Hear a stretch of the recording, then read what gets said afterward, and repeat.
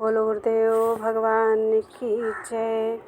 प्यारे कृष्ण कन्हैया लाल की जय। श्रीमद् भागवत महापुराण 15वां अध्याय चल रहा है, तृतीय स्कंध का। जय विजय को शनकादि का शाप। श्री मैत्रेय जी ने कहा, विदुर जी, दिति को अपने पुत्रों से देवताओं को कष्ट पहुंचने की आशंका थी, इसलिए उसने दूसरों के तेज का नाश करने वाले उस कश्यप जी के तेज वीर्य को 100 वर्षों तक अपने उदर में ही रखा। उस गर्भस्थ तेज से ही लोकों में सूर्यादि का प्रकाश क्षीण होने लगा तथा इंद्रादि लोकपाल भी तेजहीन हो गए। तब उन्होंने ब्रह्मा जी के पास जाकर कहा कि सब दिशाओं में अंधकार के कारण बड़ी अव्यवस्था हो रही है। देवताओं ने कहा, भगवान, काल आपकी ज्ञान शक्ति को कुंठित नहीं कर सकता, इसलिए आपसे कोई बात छिपी नहीं है। आप इस अंधकार के विषय में भी जानते ही होंगे। हम तो इससे बड़े ही भयभीत हो रहे हैं। देवाधिदेव, आप जगत के रचयिता और समस्त लोकपालों के मुकुटमणि हैं। आप छोटे बड़े सभी जीवों का भाव जानते हैं। देव, आप विज्ञान बल संपन्न हैं। आपने माया से ही यह चतुर्मुख रूप और रजोगुण स्वीकार किया है। आपकी उत्पत्ति के वास्तविक कारण को कोई नहीं जान सकता। हम आपको नमस्कार करते हैं। आप में संपूर्ण भुवन स्थित हैं। कार्य कारण रूप सारा प्रपंच आपका शरीर है, किंतु वास्तव में आप इससे परे हैं। जो समस्त जीवों के उत्पत्ति स्थान आपका अनन्य भाव से ध्यान करते हैं, उन सिद्ध योगियों का किसी प्रकार भी ह्रास नहीं हो सकता, क्योंकि वे आपके कृपा कटाक्ष से कृतकृत्य हो जाते हैं तथा प्राण, इंद्रिय और मन को जीत लेने के कारण उनका योग भी परिपक्व हो जाता है। रस्सी से बंधे हुए बैलों की भांति आपकी वेदवाणी से जकड़ी हुई सारी प्रजा आपकी अधीनता में नियम पूर्वक कर्मानुष्ठान करके आपको बलि समर्पित करती है। आप सबके नियंता मुख्य प्राण हैं। आपको हम नमस्कार करते हैं। भूमन, इस अंधकार के कारण दिन रात का विभाग अस्पष्ट हो जाने से लोगों के सारे कर्म लुप्त होते जा रहे हैं, जिससे वे दुखी हो रहे हैं। उनका कल्याण कीजिए और हम शरणागतों की ओर अपनी अपार दया दृष्टि से निहारिए। देव, आग जिस प्रकार ईंधन में पड़कर बढ़ती रहती है, उसी प्रकार कश्यप जी के वीर्य से स्थापित हुआ यह दिति का गर्भ सारी दिशाओं को अंधकारमय करता हुआ क्रमशः बढ़ रहा है। श्री मैत्रेय जी कहते हैं, महाबाहो, देवताओं की प्रार्थना सुनकर भगवान ब्रह्मा जी हंसे और उन्हें अपनी मधुर वाणी से आनंदित करते हुए कहने लगे। श्री ब्रह्मा जी ने कहा, देवताओं, तुम्हारे पूर्वज मेरे मानस पुत्र शनकादि लोगों की आसक्ति त्याग कर समस्त लोगों में आकाश मार्ग से विचरा करते थे। एक बार वे भगवान विष्णु के शुद्ध सत्वमय सब लोगों के शिरोभाग में स्थित वैकुंठ धाम में जा पहुँचे। वहाँ सभी लोग विष्णु रूप होकर रहते थे और वह प्राप्त भी उन्हीं को होता है जो अन्य सब प्रकार की कामनाएं छोड़कर केवल भगवत चरण शरण की प्राप्ति के लिए ही अपने धर्म द्वारा उनकी आराधना करते हैं। वहाँ वेदांत प्रतिपाद्य धर्म मूर्ति श्री आदि नारायण हम अपने भक्तों को सुख देने के लिए शुद्ध सत्वमय स्वरूप धारण कर हर समय विराजमान रहते हैं। उस लोक में नई श्रेयस नाम का एक वन है, जो मूर्तिमान केवल सा ही जान पड़ता है। वह सब प्रकार की कामनाओं को पूर्ण करने वाले वृक्षों से सुशोभित है, जो स्वयं हर समय 6 ऋतुओं की शोभा से संपन्न रहते हैं। वहाँ विमानचारी गंधर्व गण अपनी प्रियाओं के सहित अपने प्रभु की पवित्र लीलाओं का गान करते रहते हैं, जो लोगों की संपूर्ण पाप राशि को भस्म कर देने वाली है। उस समय सरोवरों में खिली हुई मकरंदपूर्ण वासंतिक माधवी लता की सुमधुर गंध उनके चित्त को अपनी ओर खींचना चाहती है, परंतु वे उसकी ओर ध्यान ही नहीं देते, वरम उस गंध को उड़ाकर लाने वाले वायु को ही बुरा भला कहते हैं। जिस समय भ्रमरराज ऊंचे स्वर से गुंजार करते हुए मानो हरि कथा का गान करते हैं, उस समय थोड़ी देर के लिए कबूतर, कोयल, सारस, चकवे, पपीहे, हंस, तोते, तीतर और मोरों का कोलाहल बंद हो जाता है, मानो वे भी उस कीर्तनानंद में बेसुध हो जाते हैं। श्रीहरि तुलसी से अपने श्री विग्रह को सजाते हैं और तुलसी की गंध का ही अधिक आदर करते हैं। यह देखकर वहाँ के मंदार, कुंद, कुरवक, तिलक वृक्ष, उत्पल, रात्रि में खिलने वाले कमल, चंपक, अर्ण, पुन्नाग, नागकेसर, बकुल, मौलसरी, अम्बुज, दिन में खिलने वाले कमल और पारिजात आदि पुष्प सुगंध युक्त होने पर भी तुलसी का ही तप अधिक मानते हैं। वह लोक वैदूर्य मरकतमणि अर्थात पन्ने और सुवर्ण के विमानों से भरा हुआ है। ये सब किसी कर्मफल से नहीं बल्कि एकमात्र श्रीहरि के पाद पद्मों की वंदना करने से ही प्राप्त होते हैं। उन विमानों पर चढ़े हुए कृष्ण प्राण भगवत भक्तों के चित्तों में बड़े बड़े नितंबों वाली सुमुखी सुंदरियां भी अपनी मंद मुस्कान एवं मनोहर हास परिहास से काम विकार नहीं उत्पन्न कर सकती। परम सौंदर्य शालिनी लक्ष्मी जी जिनकी कृपा प्राप्त करने के लिए देवगण भी यत्नशील रहते हैं, श्रीहरि के भवन में चंचलता रूप दोष को त्याग कर रहती है।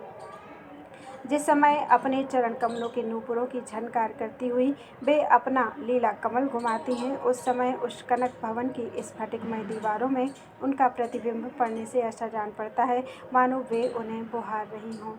प्यारे देवताओं, जिस समय दासियों को साथ लिए वे अपने क्रीड़ा वन में तुलसी दल द्वारा भगवान का पूजन करती हैं, तब वहाँ के निर्मल जल से भरे हुए सरोवरों में जिनमें मूंगे के घाट बने हुए हैं, अपना सुंदर अलकावली और उन्नत नासिका से सुशोभित मुखारबिंद देखकर यह भगवान का चुंबन किया हुआ है, यूँ जानकर उसे बड़ा सौभाग्यशाली समझती हैं।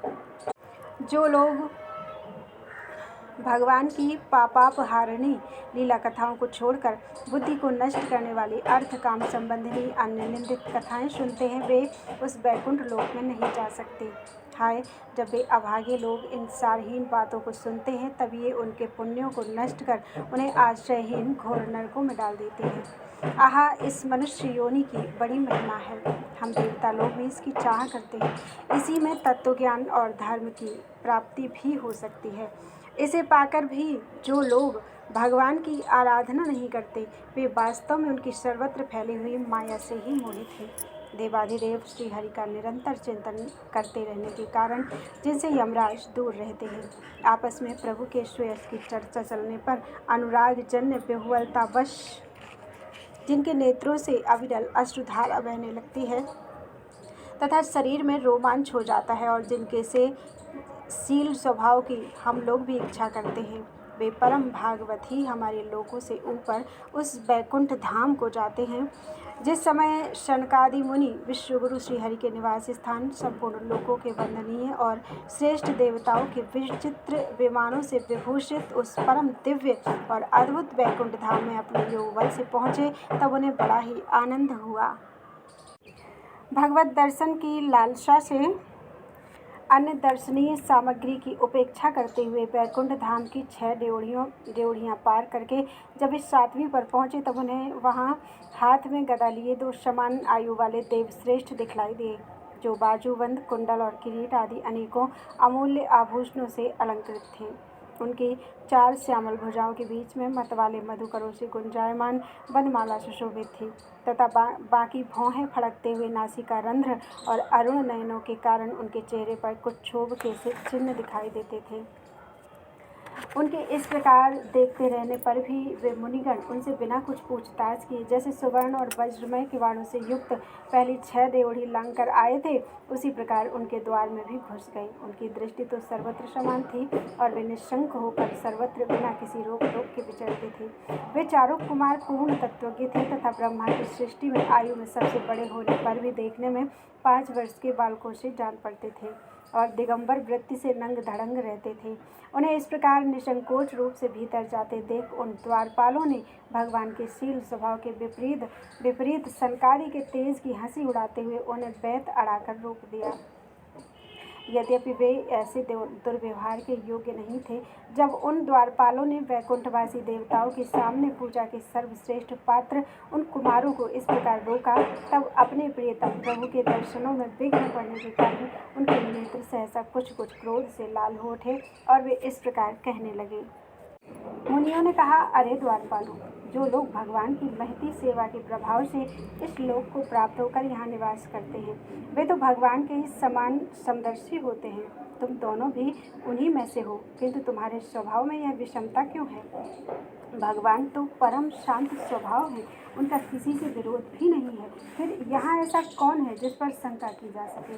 तुम स्वयं कपटी हो, इसी से अपने ही समान दूसरों पर शंका करते हो।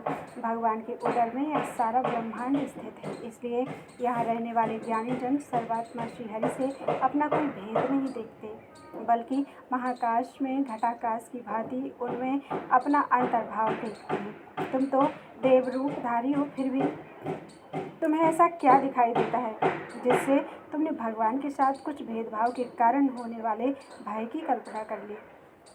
तुम हो तो इन भगवान बैकुंठनाथ के पार्षद, किंतु तुम्हारी बुद्धि बहुत मंद है। अतएव तुम्हारा कल्याण करने के लिए हम तुम्हारे अपराध के योग्य दंड का विचार करते हैं। तुम अपनी भेद बुद्धि के दोष से इस बैकुंठ लोक से निकलकर उन पापमय योनियों में जाओ जहाँ काम, क्रोध, लोभ, प्राणियों के ये 3 शत्रु निवास करते हैं। सनकादिक के ये कठोर वचन सुनकर और ब्राह्मणों के शाप को किसी भी प्रकार के शस्त्र समूह से निवारण होने योग्य न जानकर श्री हरि के वे दोनों पार्षद अत्यंत दीन भाव से उनके चरण पकड़कर पृथ्वी पर लौट गए। वे जानते थे कि उनके स्वामी श्री हरि भी ब्राह्मणों से बहुत डरते हैं। फिर उन्होंने अत्यंत आतुर होकर कहा, भगवान, हम अवश्य अपराधी हैं, अतः आपने हमें जो दंड दिया है वह उचित ही है और वह हमें मिलना ही चाहिए। हमने भगवान का अभिप्राय न समझकर उनकी आज्ञा का उल्लंघन किया है। इससे हमें जो पाप लगा है वह आपके दिए हुए दंड से सर्वथा धुल जाएगा, किंतु हमारी दुर्दशा का विचार करके यदि करुणावश आपको थोड़ा सा भी अनुताप हो तो ऐसी कृपा कीजिए कि जिससे उन अधमाधम योनियों में जाने पर भी हमें भगवत स्मृति को नष्ट करने वाला मोह न प्राप्त हो। इधर जब साधु जनों के हृदय धन भगवान कमलनाग को मालूम हुआ कि मेरे द्वारपालों ने सनकादि साधुओं का अनादर किया है, तब वे लक्ष्मी जी के सहित अपने उन्हीं श्री चरणों से चलकर ही वहां पहुँचे जिन्हें परमहंस मुनिजन भी ढूंढते रहते हैं, सहज में पाते नहीं। सनकादि ने देखा कि उनकी समाधि के विषय श्री वैकुंठनाथ स्वयं उनके नेत्र गोचर होकर पधारे हैं। उनके साथ साथ पार्षदगण छत्र चामरादि लिए चल रहे हैं तथा प्रभु के दोनों ओर राजहंस के पंखों के समान 2 श्वेत चमर डुलाए जा रहे हैं। उनकी शीतल वायु से उनके श्वेत छत्र में लगी हुई मोतियों की झालर हिलती हुई ऐसी शोभा दे रही है मानो चंद्रमा की किरणों से अमृत की बूंदें झड़ रही हों। प्रभु समस्त सद्गुणों के आश्रय हैं। उनकी सौम्य मुख मुद्रा को देखकर जान पड़ता था मानो वे सभी पर अनवरत कृपा सुधा की वर्षा कर रहे हैं। अपनी स्नेहमयी चितवन से वे भक्तों का हृदय स्पर्श कर रहे थे तथा उनके सुविशाल श्याम वक्षस्थल पर स्वर्ण रेखा के रूप में जो साक्षात लक्ष्मी विराजमान थी, उनसे मानो वे समस्त दिव्य लोकों के चूड़ामणि वैकुंठ धाम को सुशोभित कर रहे थे। उनके पीताम्बर मंडित विशाल नितंबों पर झिलमिलाती हुई करधनी और गले में भ्रमरों से मुखरित वनमाला विराज रही थी तथा वे कलाइयों में सुंदर कंगन पहने अपना एक हाथ गरुड़ जी के कंधे पर रखकर दूसरे से कमल का पुष्प घुमा रहे थे। उनके अमोल कपोल बिजली की प्रभा को भी लजाने वाले मकराकृत कुंडलों की शोभा बढ़ा रहे थे। उभरी हुई सुगढ़ नासिका थी, बड़ा ही सुंदर मुख था, सिर पर मणिमय मुकुट विराजमान था तथा चारों भुजाओं के बीच महामूल्यवान मनोहर हार की और गले में कौस्तुभ मणि की अपूर्व शोभा थी। भगवान का श्री विग्रह बड़ा ही सौंदर्यशाली था। उसे देखकर भक्तों के मन में ऐसा वितर्क होता था कि इसके सामने लक्ष्मी जी का सौंदर्याभिमान भी गलित हो गया है। ब्रह्मा जी कहते हैं, देवताओं, इस प्रकार मेरे महादेव जी के और तुम्हारे लिए परम सुंदर विग्रह धारण करने वाले श्रीहरि को देखकर सनकादि मुनीश्वरों ने उन्हें सिर झुकाकर प्रणाम किया। उस समय उनकी अद्भुत छवि को निहारते निहारते उनके नेत्र तृप्त नहीं होते थे। सनकादि मुनीश्वर निरंतर ब्रह्मानंद में निमग्न रहा करते थे, किंतु जिस समय भगवान कमल नयन के चरणारविंद मकरंद से मिली हुई तुलसी मंजरी के गंध से सुवासित वायु ने नासिका रंध्रों के द्वारा उनके अंतःकरण में प्रवेश किया, उस समय वे अपने शरीर को संभाल न सके और उस दिव्य गंध ने उनके मन में भी खलबली पैदा कर दी। भगवान का मुख नील कमल के समान था, अति सुंदर अधर और कुंदकली के समान मनोहर हास से उसकी शोभा और भी बढ़ गई थी। उसकी झांकी करके वे कृतकृत्य हो गए। और फिर पद्मराग के समान लाल लाल नखों से सुशोभित उनके चरण कमल देखकर वे उन्हीं का ध्यान करने लगे। इसके पश्चात वे मुनिगण अन्य साधनों से सिद्ध न होने वाली स्वाभाविक अष्ट सिद्धियों से संपन्न श्रीहरि की स्तुति करने लगे, जो योग मार्ग द्वारा मोक्ष पद की खोज करने वाले पुरुषों के लिए उनके ध्यान का विषय अत्यंत आदरणीय और नयनानंद की वृद्धि करने वाला पुरुष रूप प्रकट करते हैं।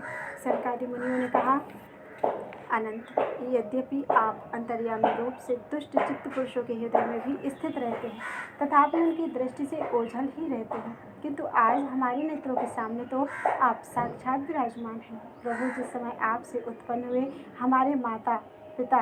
हमारे पिता ब्रह्मा जी ने आपका रहस्य वर्णन किया था, उसी समय श्रवण रंध्रों द्वारा हमारी बुद्धि में तो आप आ विराजे थे, किंतु प्रत्यक्ष दर्शन का महान सौभाग्य तो हमें आज ही प्राप्त हुआ है। भगवान, हम आपको साक्षात परमात्मा तत्व ही जानते हैं। इस समय आप अपने विशुद्ध सत्वमय विग्रह से अपने इन भक्तों को आनंदित कर रहे हैं। आपकी इस सगुण साकार मूर्ति को राग और अहंकार से मुक्त मुनिजन आपकी कृपा दृष्टि से प्राप्त हुए सुदृढ़ भक्ति योग के द्वारा अपने हृदय में उपलब्ध करते हैं। प्रभु, आपका सुयश अत्यंत कीर्तनीय और सांसारिक दुखों की निवृत्ति करने वाला है। आपके चरणों की शरण में रहने वाले जो महाभाग आपकी कथाओं के रसिक हैं, वे आपके आत्यंतिक प्रसाद मोक्ष पद को भी अधिक नहीं गिनते। फिर जिन्हें आपकी जरा सी टेढ़ी भौं ही भयभीत कर देती है, उन इंद्रपद आदि अन्य भोगों के विषय में तो कहना ही क्या है। भगवान, यदि हमारा चित्त भौरे की तरह आपके चरण कमलों में ही रमण करता रहे, हमारी वाणी तुलसी के समान आपके चरण संबंध से ही सुशोभित हो और हमारे कान आपकी सुयश सुधा से परिपूर्ण रहे, तो अपने पापों के कारण भले ही हमारा जन्म नरकादि योनियों में हो जाए, इसकी हमें कोई चिंता नहीं है। विपुल कीर्ति प्रभु, आपने हमारे सामने जो यह मनोहर रूप प्रकट किया है, उससे हमारे नेत्रों को बड़ा ही सुख मिला है। विषयासक्त अजितेंद्रिय पुरुषों के लिए इसका दृष्टिगोचर होना अत्यंत कठिन है। आप साक्षात भगवान हैं और इस प्रकार स्पष्टतया हमारे नेत्रों के सामने प्रकट हुए हैं। हम आपको प्रणाम करते हैं। बोलो वृंदावन बिहारी लाल की जय। बोलो वृंदावन बिहारी लाल की जय। 16वां अध्याय, जय विजय का वैकुंठ से पतन। श्री ब्रह्मा जी ने कहा, देवगण, जब योगनिष्ठ सनकादि मुनियों ने इस प्रकार स्तुति की, तब वैकुंठ निवास श्री हरि ने उनकी प्रशंसा करते हुए यह कहा। श्री भगवान ने कहा, मुनिगण, ये जय विजय मेरे पार्षद हैं। इन्होंने मेरी कुछ भी परवाह न करके आपका बहुत बड़ा अपराध किया है। आप लोग भी मेरे अनुगत भक्त हैं, अतः इस प्रकार मेरी ही अवज्ञा करने के कारण आपने इन्हें जो दंड दिया है वह मुझे भी अभिमत है। ब्राह्मण मेरे परम आराध्य हैं। मेरे अनुचरों के द्वारा आप लोगों का जो तिरस्कार हुआ है, उसे मैं अपना ही किया हुआ मानता हूँ। इसलिए मैं आप लोगों से प्रसन्नता की भिक्षा मांगता हूँ। सेवकों के अपराध करने पर संसार उनके स्वामी का ही नाम लेता है। वह अपयश उसकी कीर्ति को इस प्रकार दूषित कर देता है, जैसे त्वचा को चर्म रोग। मेरी निर्मल सुयश सुधा में गोता लगाने से चांडाल पर्यंत सारा जगत तुरंत पवित्र हो जाता है। इसीलिए मैं विकुंठ कहलाता हूँ, किंतु वह पवित्र कीर्ति मुझे आप लोगों से ही प्राप्त हुई है। इसलिए जो कोई आपके विरुद्ध आचरण करेगा, वह मेरी भुजा ही क्यों ना हो, मैं उसे तुरंत काट डालूंगा। आप लोगों की सेवा करने से ही मेरी चरण रज को ऐसी पवित्रता प्राप्त हुई है कि वह सारे पापों को तत्काल नष्ट कर देती है, और मुझे ऐसा सुंदर स्वभाव मिला है कि मेरे उदासीन रहने पर भी लक्ष्मी जी मुझे एक क्षण के लिए भी नहीं छोड़ती। यद्यपि इन्हीं के लेश मात्र कृपा कटाक्ष के लिए अन्य ब्रह्मादि देवता नाना प्रकार के नियमों का एवं व्रतों का पालन करते हैं, जो अपने संपूर्ण कर्मफल मुझे अर्पण कर सदा संतुष्ट रहते हैं, वे निष्काम ब्राह्मण ग्रास पर तृप्त हुए घी से तरह तरह के पकवानों का जब भोजन करते हैं, तब उनके मुख से मैं जैसा तृप्त होता हूँ, वैसा यज्ञ में अग्नि रूप मुख से यजमान की दी हुई आहुतियों को ग्रहण करके नहीं होता। योग माया का अखंड और असीम ऐश्वर्य मेरे अधीन है, तथा मेरी चरणोदक रूपिणी गंगा जी चंद्रमा को मस्तक पर धारण करने वाले भगवान शंकर के सहित समस्त लोकों को पवित्र करती हैं। ऐसा परम पवित्र एवं परमेश्वर होकर भी मैं जिनकी पवित्र चरण रज को अपने मुकुट पर धारण करता हूँ, उन ब्राह्मणों के कर्म को कौन नहीं सहन करेगा। ब्राह्मण, दूध देने वाली गौएं और अनाथ प्राणी ये मेरे ही शरीर हैं। पापों के द्वारा विवेक दृष्टि नष्ट हो जाने के कारण जो लोग इन्हें मुझसे भिन्न समझते हैं, उन्हें मेरे द्वारा नियुक्त यमराज के गृध्र जैसे दूत, जो सर्प के समान क्रोधी हैं, अत्यंत क्रोधित होकर अपनी चोंचों से नोचते हैं।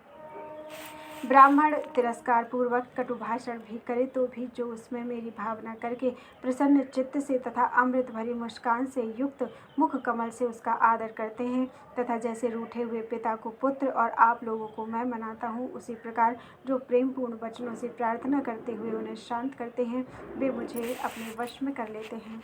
मेरे इन सेवकों ने मेरा अभिप्राय न समझकर ही आप लोगों का अपमान किया है, इसलिए मेरे अनुरोध से आप केवल इतनी कृपा कीजिए कि इनका यह निर्वासन काल शीघ्र ही समाप्त हो जाए। ये अपने अपराध के अनुरूप अधम गति को भोग कर शीघ्र ही मेरे पास लौट आए। श्री ब्रह्मा जी कहते हैं, देवताओं शनकादि मुनि क्रोध रूप सर्प से डसे हुए थे, तो भी उनका चित्त अंतःकरण को प्रकाशित करने वाली भगवान की मंत्रमयी सुमधुर वाणी सुनते सुनते तृप्त नहीं हुआ। भगवान की उक्ति बड़ी ही मनोहर और थोड़े अक्षरों वाली थी, किंतु वह इतनी अर्थपूर्ण, सारयुक्त, दुर्विज्ञेय और गंभीर थी कि बहुत ध्यान देकर सुनने और विचार करने पर भी वे यह नहीं जान सके कि भगवान क्या करना चाहते हैं।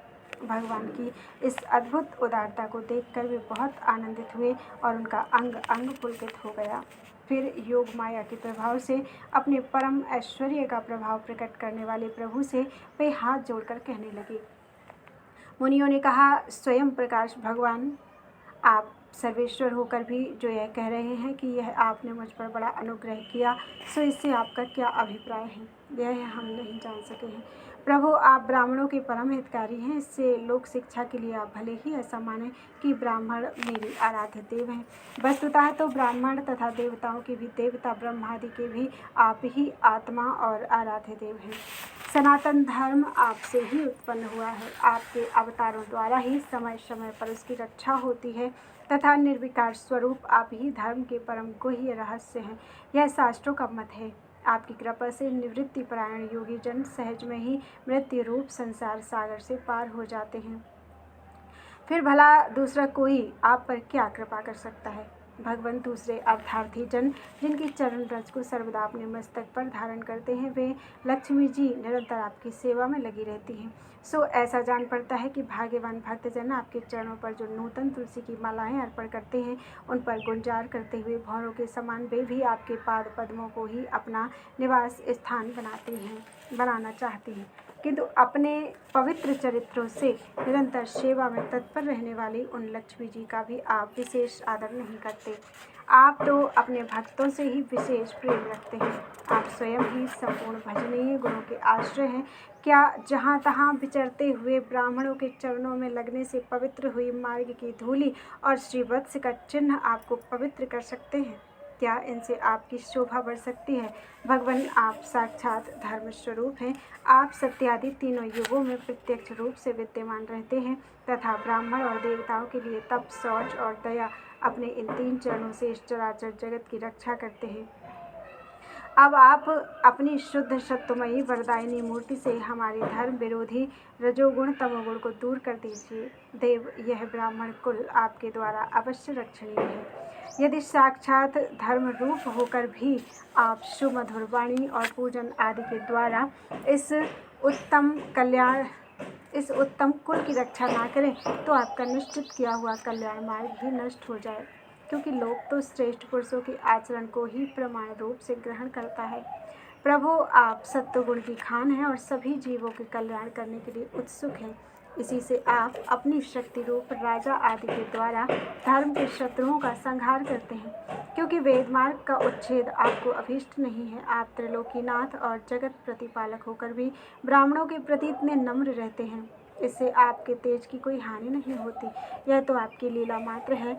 सर्वेश्वर इन द्वारपालों को आप जैसा उचित समझे वैसा दंड दें। अथवा पुरस्कार रूप में इनकी वृद्धि बढ़ा दें। हम निष्कपट भाव से सब प्रकार आपसे सहमत हैं, अथवा हमने आपके इन निरपराध अनुचरों को श्राप दिया है, इसके लिए हम ही को उचित दंड दें। हमें वह भी सहर्ष स्वीकार है। श्री भगवान ने कहा, मुनिगण, आपने इन्हें जो श्राप दिया है, सच जानिए वह मेरी ही प्रेरणा से हुआ है। अब ये शीघ्र ही दैत्य योनि को प्राप्त होंगे और वहाँ क्रोधावेश से बढ़ी हुई एकाग्रता के कारण सुदृढ़ योग संपन्न होकर फिर जल्दी ही मेरे पास लौट आएंगे। श्री ब्रह्मा जी कहते हैं, तदनंतर उन मुनीश्वरों ने नयनाभिराम भगवान विष्णु और उनके स्वयं प्रकाश वैकुंठ धाम के दर्शन करके प्रभु की परिक्रमा की और उन्हें प्रणाम कर तथा उनकी आज्ञा पाकर भगवान के ऐश्वर्य का वर्णन करते हुए प्रमुदित होकर वहां से लौट गए। फिर भगवान ने अपने अनुचरों से कहा, जाओ, मन में किसी प्रकार का भय मत करो, तुम्हारा कल्याण होगा। मैं सब कुछ करने में समर्थ होकर भी ब्रह्म तेज को मिटाना नहीं चाहता, क्योंकि ऐसा ही मुझे अभिमत भी है। एक बार जब मैं योग निद्रा में स्थित हो गया था, तब तुमने द्वार में प्रवेश करती हुई लक्ष्मी जी को रोका था। उस समय उन्होंने क्रुद्ध होकर पहले ही तुम्हें यह शाप दे दिया था। अब दैत्य योनि में मेरे प्रति क्रोधाकार वृत्ति रहने से तुम्हें जो एकाग्रता होगी उससे तुम इस विप्र तिरस्कार जनित पाप से मुक्त हो जाओगे और फिर थोड़े ही समय में मेरे पास लौट आओगे। द्वारपालों को इस प्रकार आज्ञा देकर भगवान ने विमानों की श्रेणियों से सुसज्जित अपने सर्वाधिक श्री संपन्न धाम में प्रवेश किया। वे देवश्रेष्ठ जय विजय तो ब्रह्मशाप के कारण उस अलंघनीय भगवत धाम में ही श्रीहीन हो गए तथा उनका सारा गर्व गलित हो गया। पुत्रों, फिर जब वे बैकुंठ लोक से गिरने लगे तब वहाँ श्रेष्ठ विमानों पर बैठे हुए बैकुंठवासियों में महान हाहाकार मच गया। इस समय दिति के गर्भ में स्थित जो कश्यप जी का उग्र तेज है, उसमें भगवान के उन पार्षद प्रवरों ने ही प्रवेश किया है। उन दोनों असुरों के तेज से ही तुम सबका तेज फीका पड़ गया है। इस समय भगवान ऐसा ही करना चाहते हैं। जो आदि पुरुष संसार की उत्पत्ति, स्थिति और लय के कारण हैं, जिनकी योग माया को बड़े बड़े योगी जन भी बड़ी कठिनता से पार कर पाते हैं, वे सत्वादि तीनों गुणों के नियंता श्री हरि ही हमारा कल्याण करेंगे। अब इस विषय में हमारे विशेष विचार करने से क्या लाभ हो सकता है। बोलो वृंदावन बिहारी लाल की जय। त्वदीयं वस्तु गोविंदम तुभ्यमेव समर्पितम्।